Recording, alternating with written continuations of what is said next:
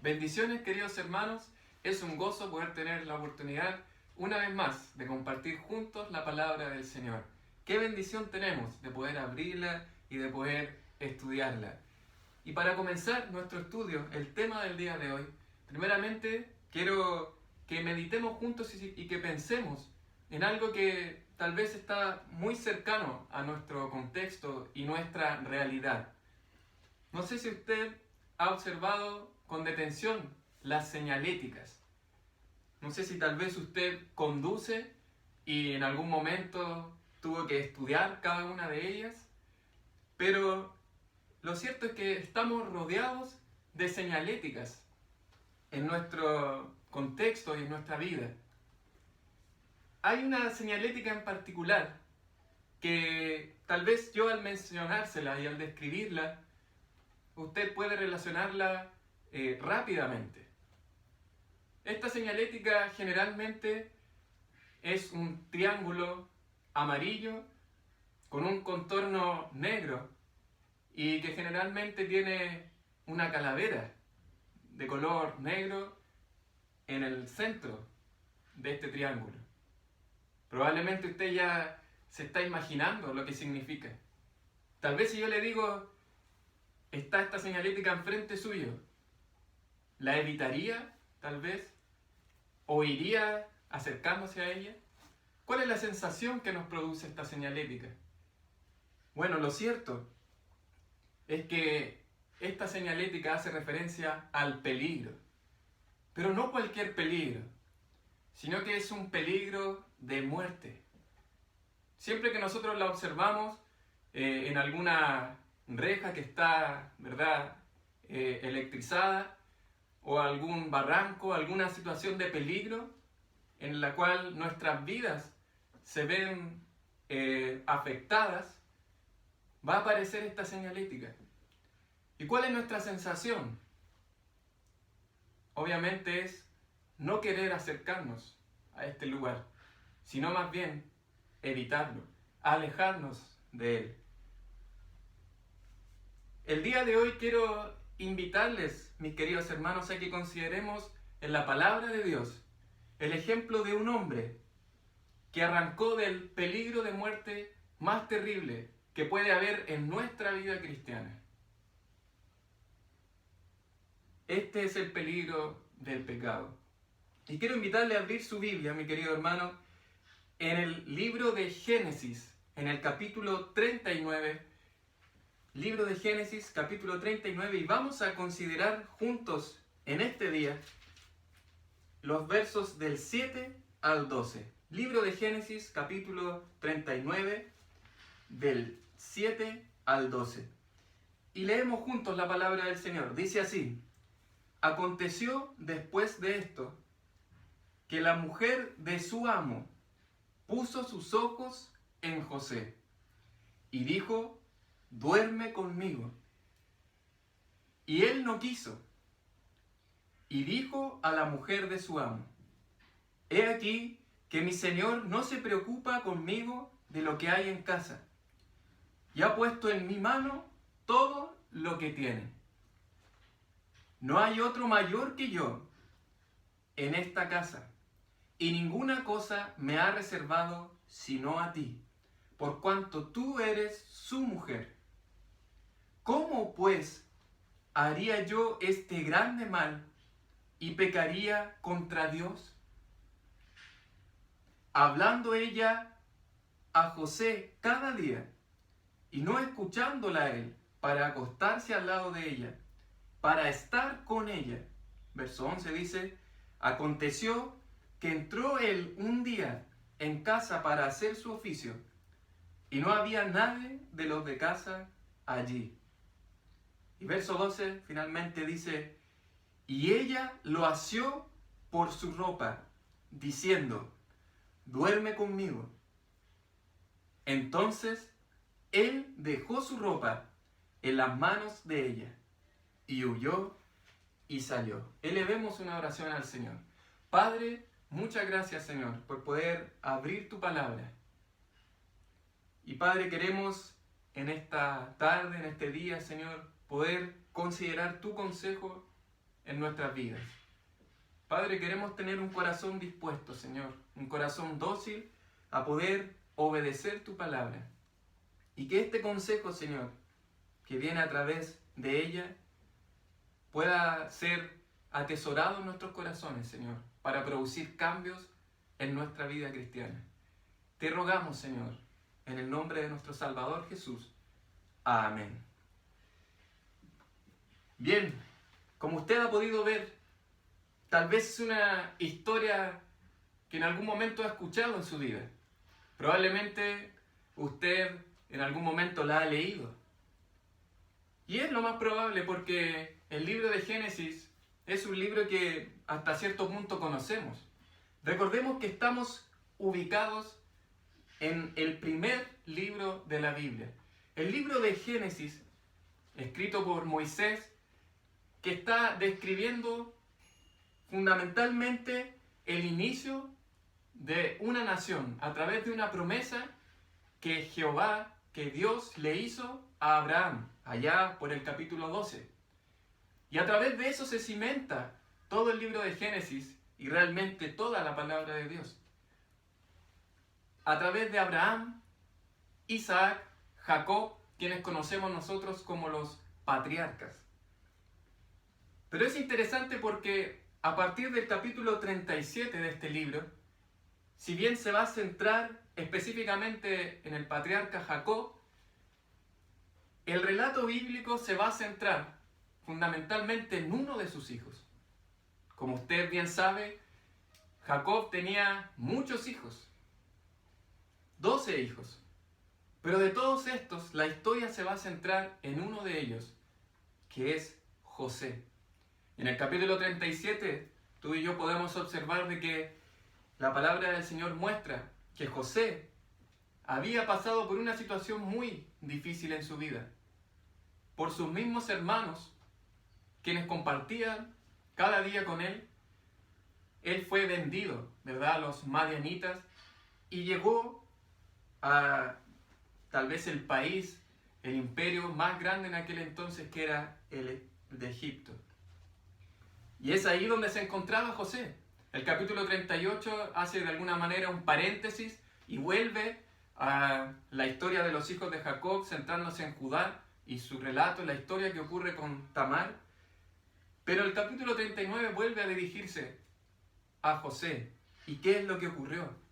Y si usted se fija en este capítulo, observamos desde el verso 1, dice así la palabra del Señor: llevado pues José a Egipto, Potifar, oficial de Faraón, capitán de la guardia, varón egipcio, lo compró de los ismaelitas que lo habían llevado allá.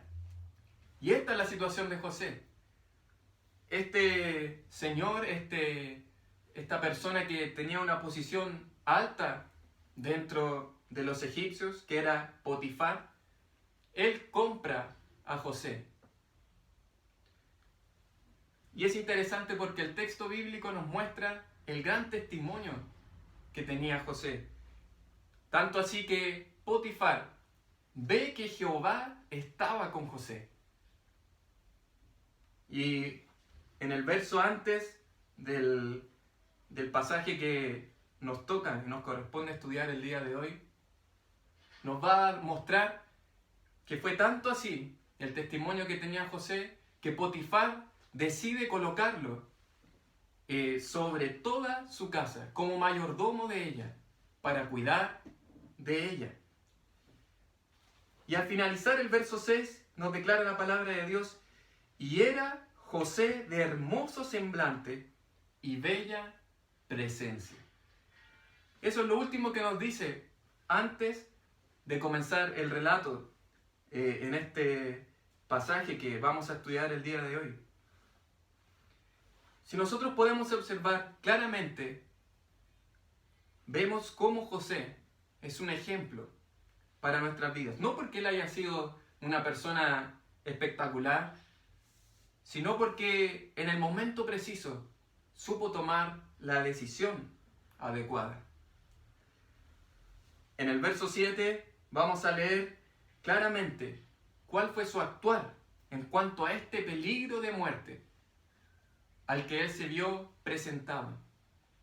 Un peligro al que tú y yo estamos día a día expuestos en este mundo. Y quiero que a través de este pasaje, mis queridos hermanos, podamos considerar juntos, podamos observar juntos 4 consideraciones con respecto a este peligro y cómo fue el ejemplo de José en cuanto a esto. 4 consideraciones que vamos a considerar. En primer lugar, la primera consideración que vamos a considerar es el elemento del peligro. Verso 7, dice así la palabra del Señor. Génesis capítulo 39, verso 7.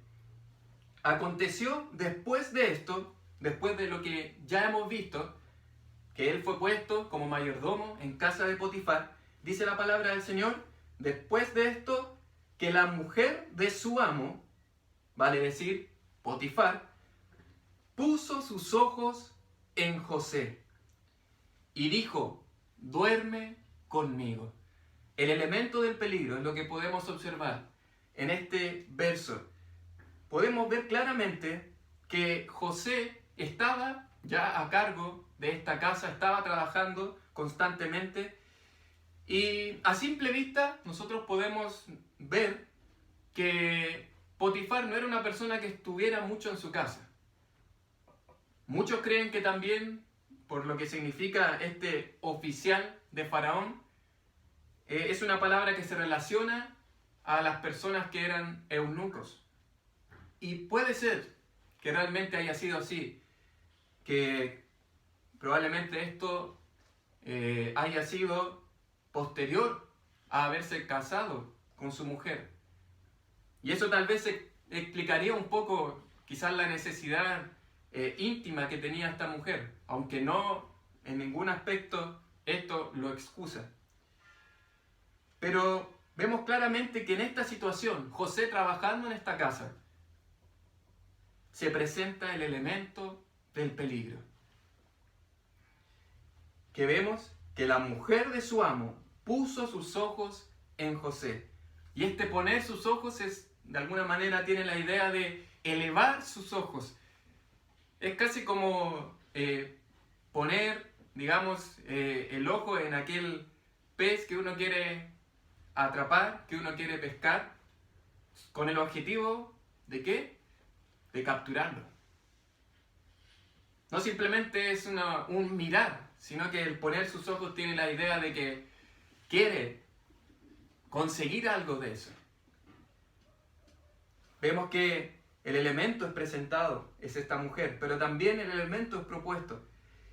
Dice así, puso sus ojos en José y ella no se quedó así simplemente.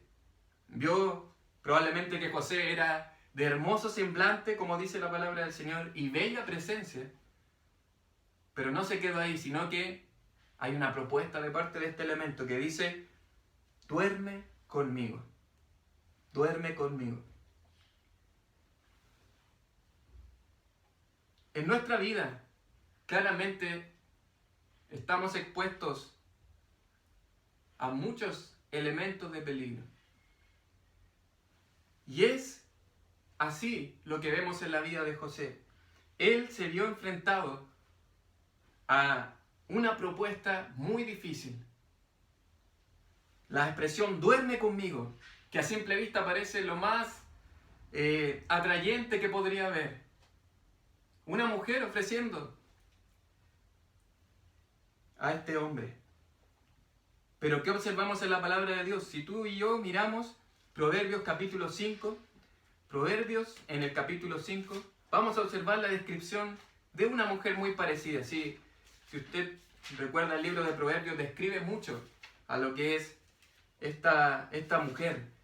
Pero lo más interesante es que constantemente en el libro de Proverbios se dice, ten cuidado, ten cuidado, ten cuidado. Ten cuidado con esta mujer. Dedica casi los primeros 8 o 9 capítulos a mencionar a esta mujer.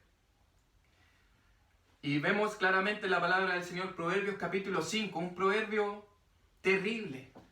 Pero es un proverbio de advertencia, que yo creo que todo varón casado debiese atesorarlo y debiese memorizarlo, que dice así la palabra del Señor, Proverbios capítulo 5, verso 1.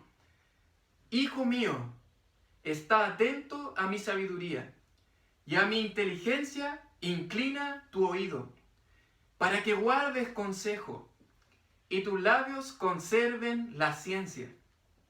Porque los labios de la mujer extraña destilan miel. A simple vista es espectacular, es lo más dulce, lo más delicioso. Así fue como se presentó esta mujer a José. Es lo más delicioso que puede haber. Pero el verso 4 nos dice, mas su fin es amargo como el ajenjo.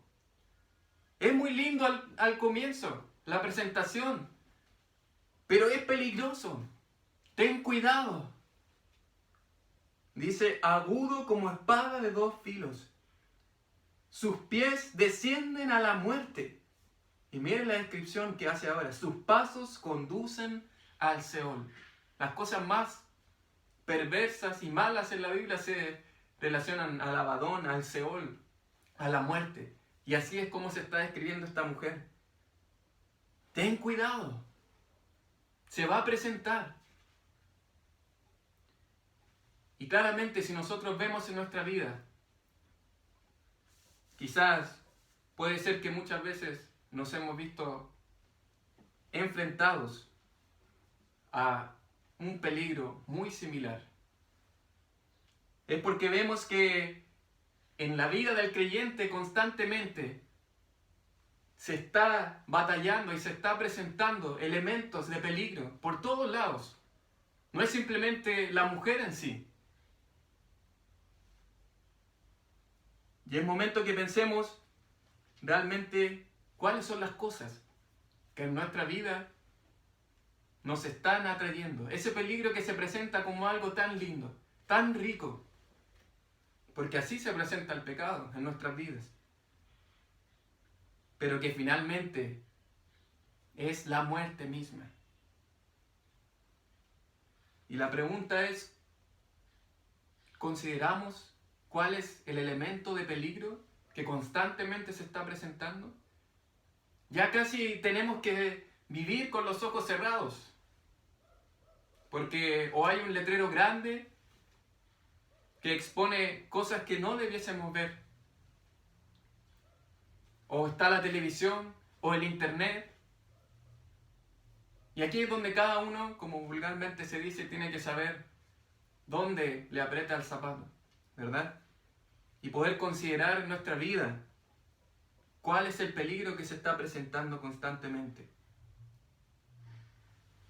No sé si en alguna oportunidad ha observado a estos comerciantes o a estos vendedores ambulantes que uno sabe que ciertas cosas que están vendiendo tal vez no son las mejores. Y ellos las han comprado o las han robado.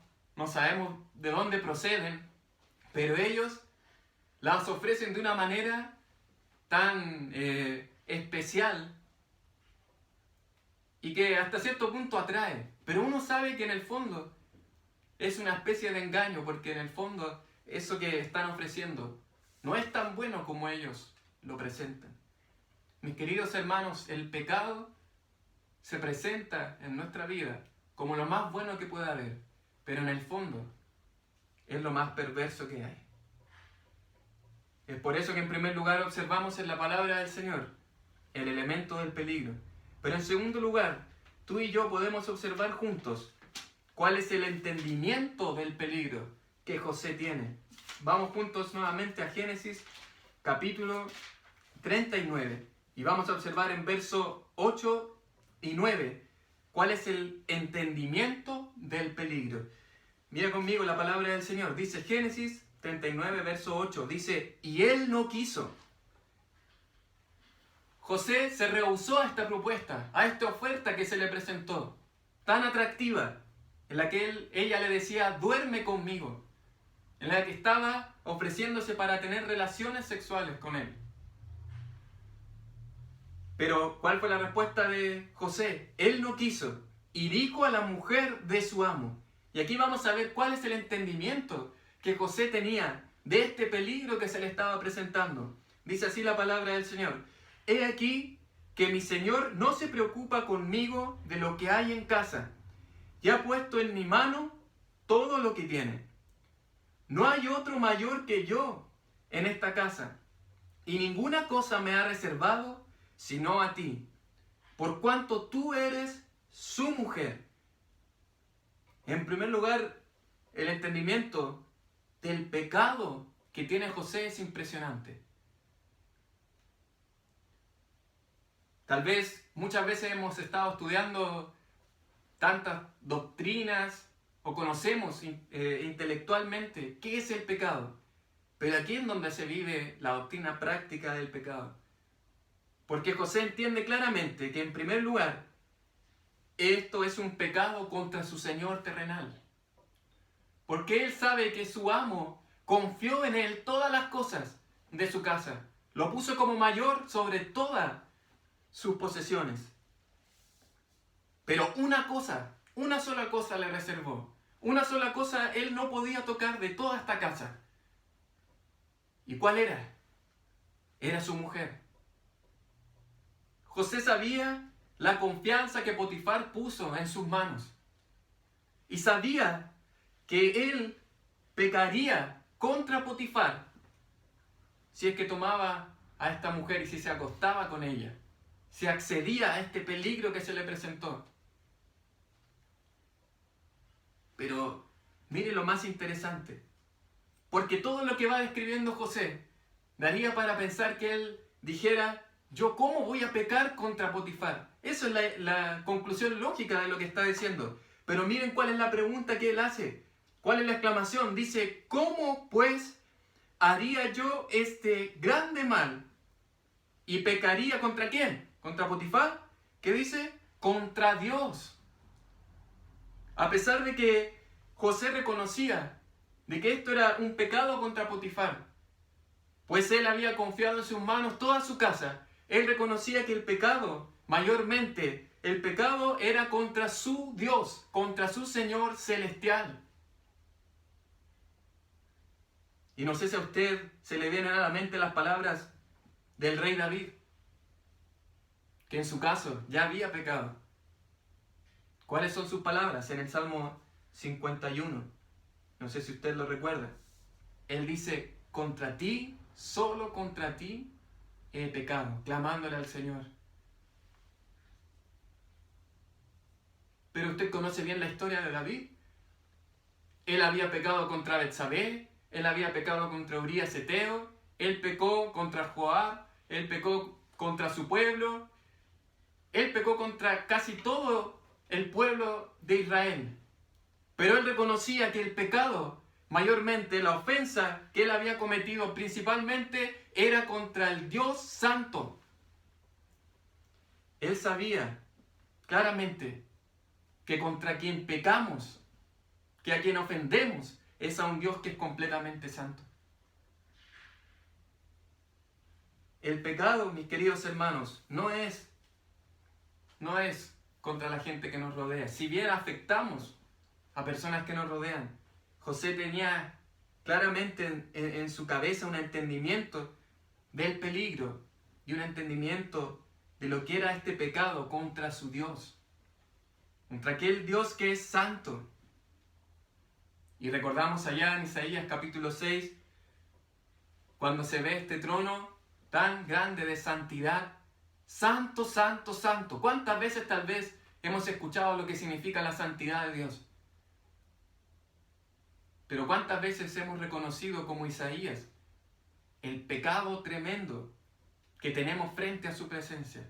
Como él dijo: ¡ay de mí, que soy hombre muerto!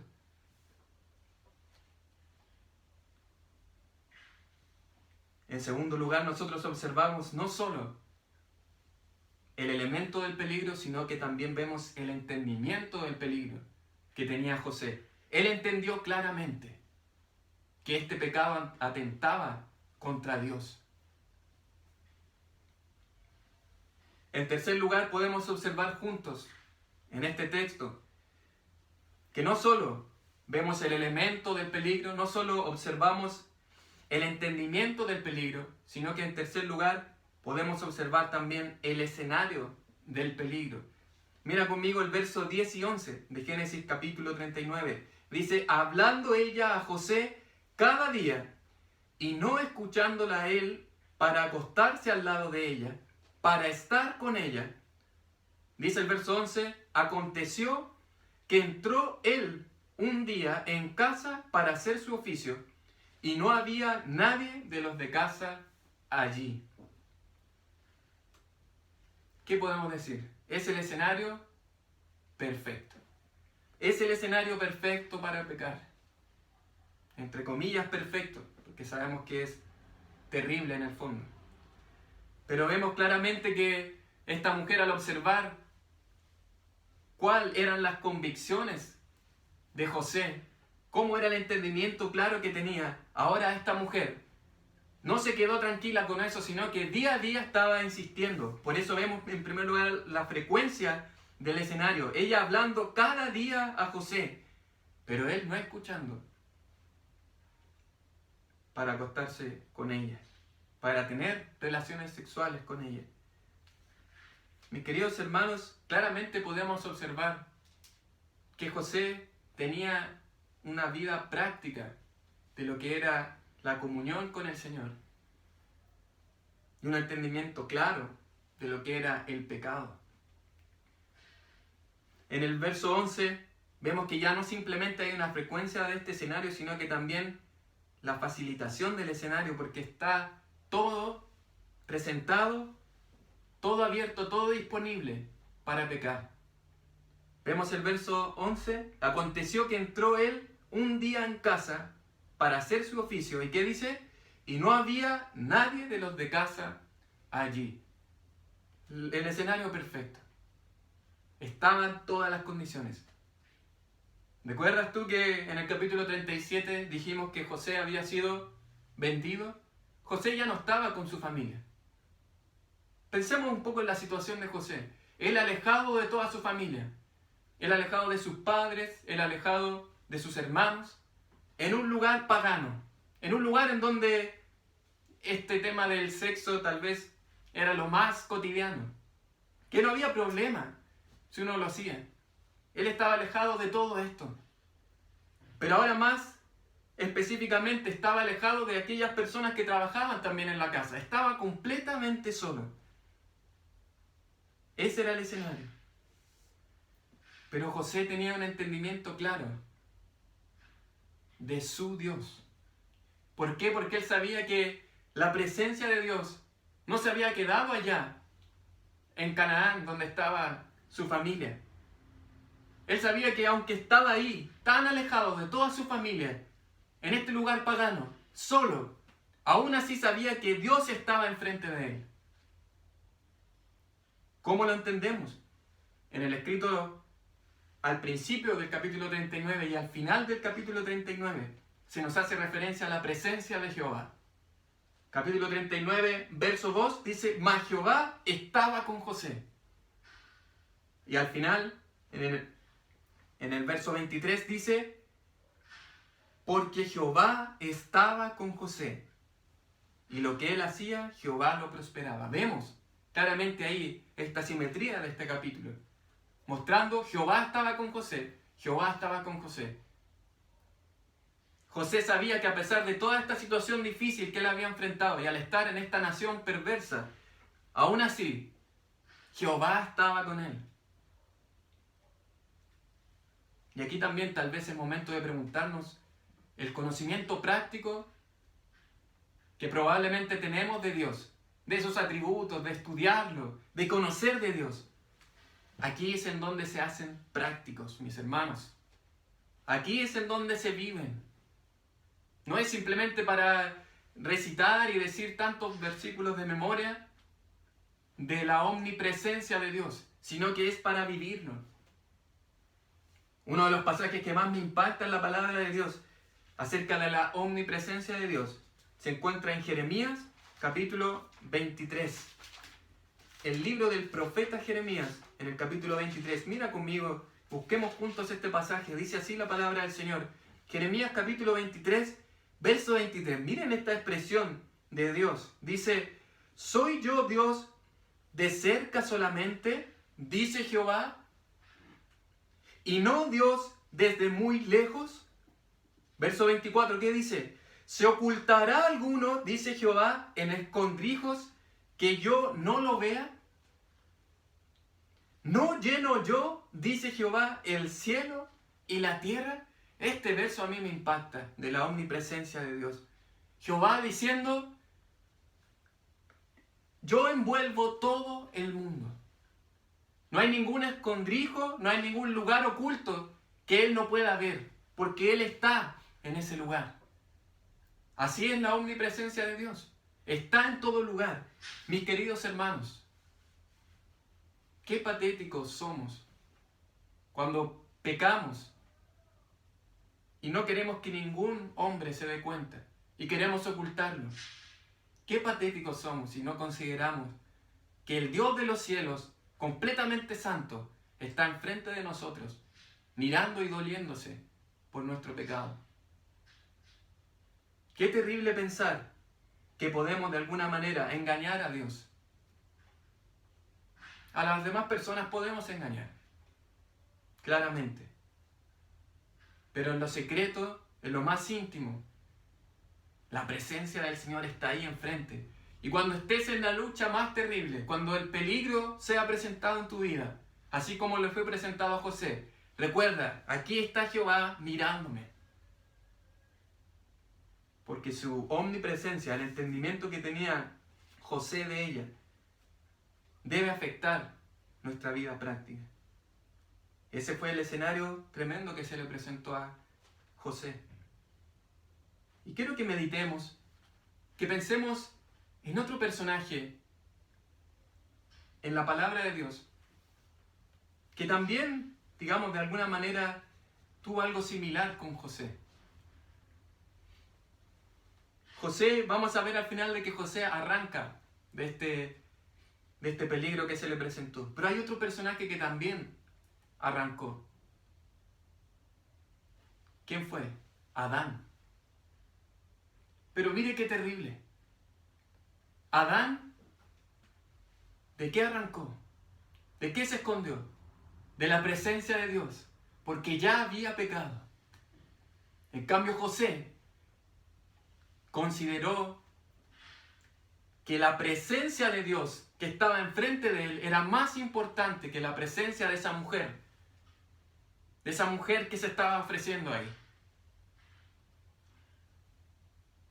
Y José arrancó, pero no arrancó de la presencia de Dios, arrancó del pecado.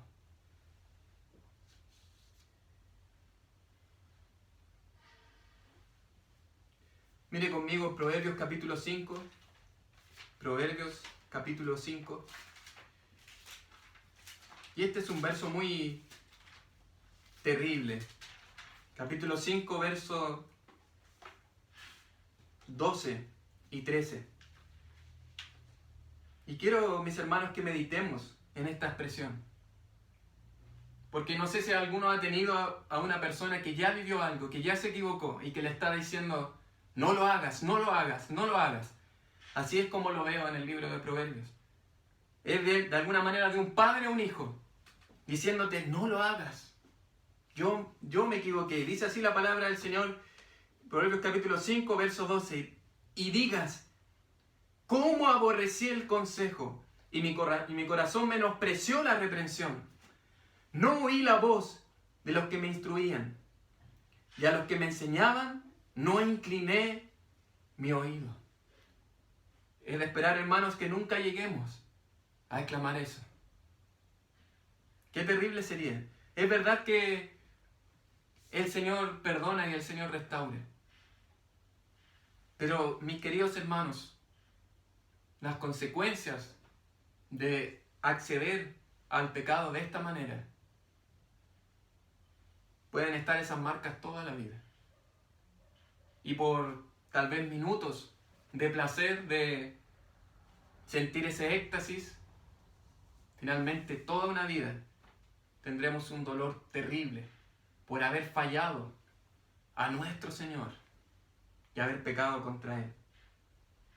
Es por eso que no solo en este pasaje observamos el elemento del peligro, no solo identificamos el entendimiento del peligro, no solo apreciamos el escenario del peligro, sino que también en cuarto lugar y finalmente podemos observar el escape del peligro. Volvamos juntos a Génesis capítulo 39 y vamos a finalizar con esta historia. ¿Qué pasó finalmente con José? Génesis 39, verso 12. El escape del peligro. Observamos y dice así la palabra del Señor: y ella lo asió por su ropa, diciendo, duerme conmigo. Una vez más, esa expresión, duerme conmigo, que obviamente no es simplemente acostarse a su lado, sino que es tener relaciones sexuales. Una vez más ella proponiéndose, pero observamos que ya ella vio que no le sirvió simplemente decírselo, no le sirvió simplemente estárselo repitiendo cada día, sino que ahora, ¿qué dice? Lo asió por su ropa. Y esa expresión en el original es una idea violenta y que generalmente se ocupa para cuando hombres son violentos contra mujeres. Es poco utilizado para mujeres. El hombre trata de conseguir el sexo, digamos, en esta situación a la fuerza. La mujer siempre lo hace más de forma persuasiva. Pero ya fue tanto lo que ella se empecinó en lograr su objetivo, lograr su cometido, que ya no le bastó simplemente utilizar palabras persuasivas, sino que utilizó su fuerza. Y agarró a José. Dijo, esta es mi oportunidad, esta es la mía. Este es el momento en el que José va a caer. Y dice así la palabra del Señor. Entonces, ¿cuál fue la respuesta de José ante esta situación? Porque, mis hermanos, este era el momento de vida o muerte. Después de este entonces, podía cambiar totalmente la historia de José. Vida o muerte. Él ahora tenía que tomar una decisión. O me entrego simplemente a esta mujer, o decido glorificar al Señor con mi vida. O decido realmente escapar, arrancar del pecado, arrancar de este peligro. ¿Y qué dice la palabra del Señor? Entonces, él dejó su ropa en las manos de ella y huyó y salió. Mis hermanos, yo no quiero que en este día simplemente consideremos a José como el gran ejemplo de santidad, de pureza, de integridad.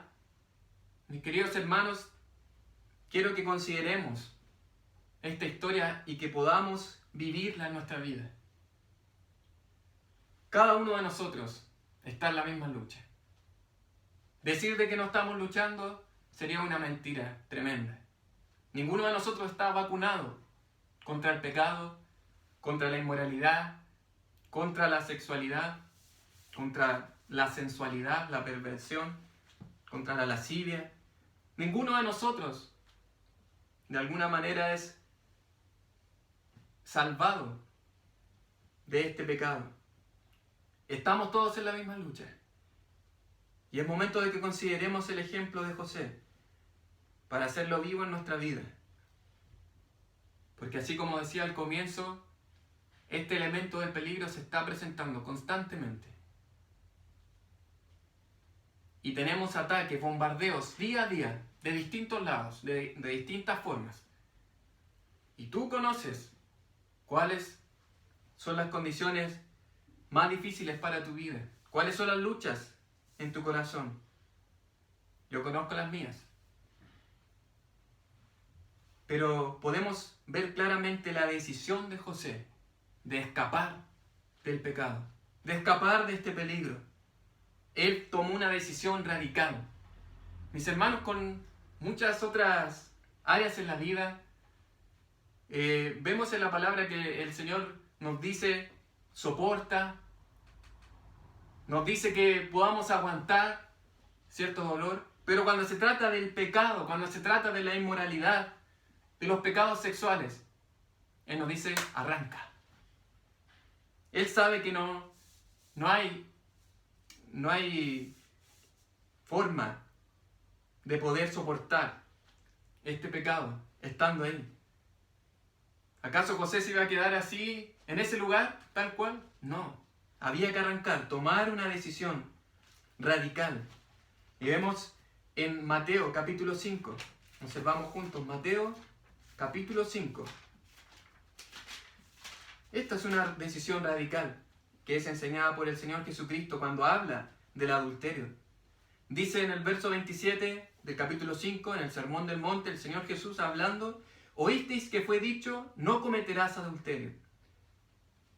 Pero yo os digo que cualquiera que mira a una mujer para codiciarla, ya adulteró con ella en su corazón. Por tanto, esta es la decisión radical. Si tu ojo derecho te es ocasión de caer, sácalo y échalo de ti. Pues mejor te es que se pierda uno de tus miembros y no que todo tu cuerpo sea echado al infierno. Decisión radical. Mis hermanos, si hay situaciones de peligro, de pecado que se están presentando en nuestra vida, la palabra del Señor no nos dice quédate ahí mirándolas, observándolas, cómo constantemente está siendo bombardeado. No, la palabra del Señor es tajante. Sé radical. Sácalo de tu vida. Saca ese programa. Saca tal vez esa televisión si es necesario quemarla para glorificar al Dios de los cielos. Que así sea. Está poniendo en juego el mismo cuerpo del hombre. Si tu cuerpo te hizo ocasión de caer, hasta ese punto está llegando para decir lo radical que debemos ser. ¿Qué instrucciones tenemos en 1 Corintios capítulo 6? 1 Corintios capítulo 6. El apóstol Pablo hablándole a esta iglesia en Corinto. Una iglesia que claramente tenía que trabajar en el área de la santidad. Una iglesia que había sido comprada por precio. Pero dice el apóstol Pablo en el verso 18 del capítulo 6, huid de la fornicación. Cualquier otro pecado que el hombre cometa está fuera del cuerpo, mas el que fornica contra su propio cuerpo peca. Huid. No te quedes ahí, no seas creyéndote que eres firme contra el pecado. Hay que huir, hay que partir. Y en 1 Tesalonicenses capítulo 4, verso 3, tenemos una instrucción clara también, que la voluntad de nuestro Dios es la santificación, que os apartéis de fornicación. Mis hermanos, es momento de preguntarnos cómo está nuestra vida. Tenemos una clara enseñanza en la palabra del Señor. Pero si esto no lo hacemos vivo, va a ser ahí una enseñanza más archivada, para poder meditar y poder decir qué lindo mensaje fue.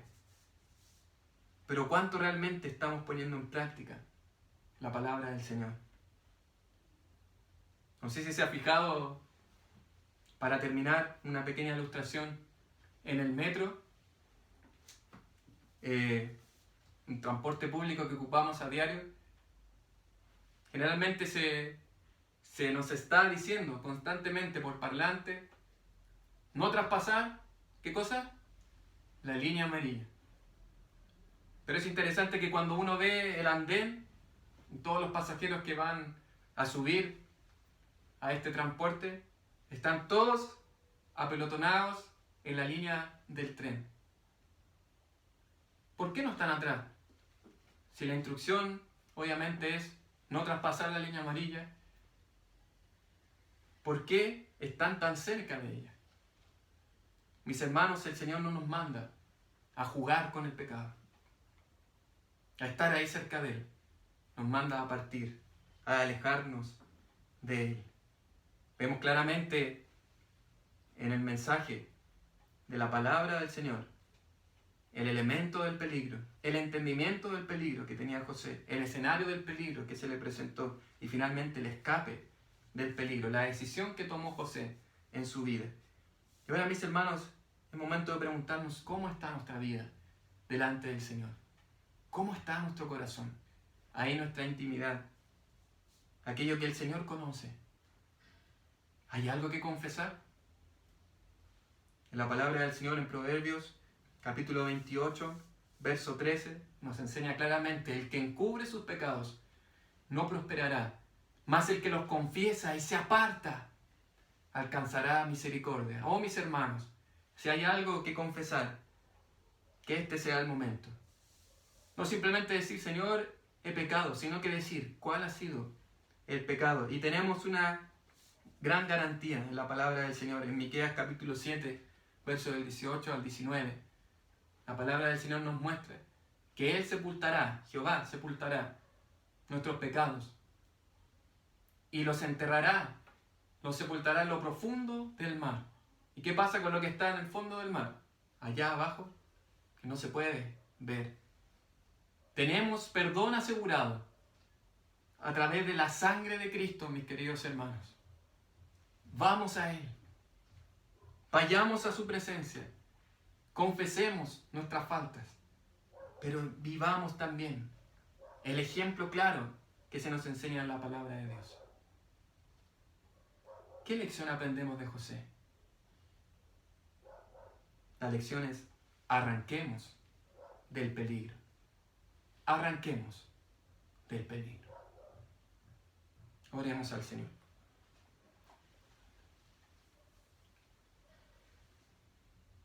Ahí ora en tu corazón y pídele al Señor poder agradarle con tu vida. Si hay algo que confesar, es el momento.